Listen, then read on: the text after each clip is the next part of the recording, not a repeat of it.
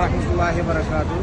ഇത് മഹത്തായ ജീറാൻ എന്ന് പറയുന്ന, അതായത് ഉംറയ്ക്ക് വേണ്ടി ഇഹ്റാം കെട്ടുന്ന മഹത്തായ സ്ഥലമാണിത്.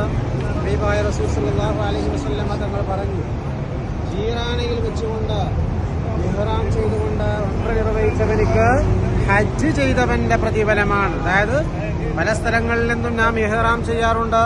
നമ്മളെ ഇന്ത്യ രാജ്യത്തിൽ നിന്ന് വരുമ്പോൾ കോഴിക്കോട് വെച്ചുകൊണ്ടും ബോംബെയിൽ വെച്ചുകൊണ്ടെല്ലാം ഇഹ്റാം കെട്ടാറുണ്ട്.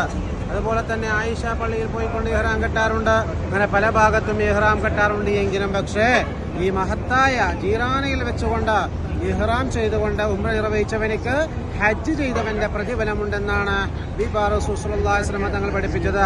ആയതിനാൽ സാധിക്കുന്നവരൊക്കെയും ഈ മഹത്തായ സ്ഥലത്ത് വെച്ചുകൊണ്ട് ഇഹ്റാം ചെയ്തുകൊണ്ട് ഉംറ നിർവഹിക്കുക. റബ്ബ് സുബ്ഹാനഹു വ തആല തൗഫീഖ് നൽകി അനുഗ്രഹിക്കുമാറാവട്ടെ. വആഖിറു ദഅവാന അൽഹംദുലില്ലാഹി റബ്ബിൽ ആലമീൻ. അസ്സലാമു അലൈക്കും വറഹ്മത്തുള്ളാഹി.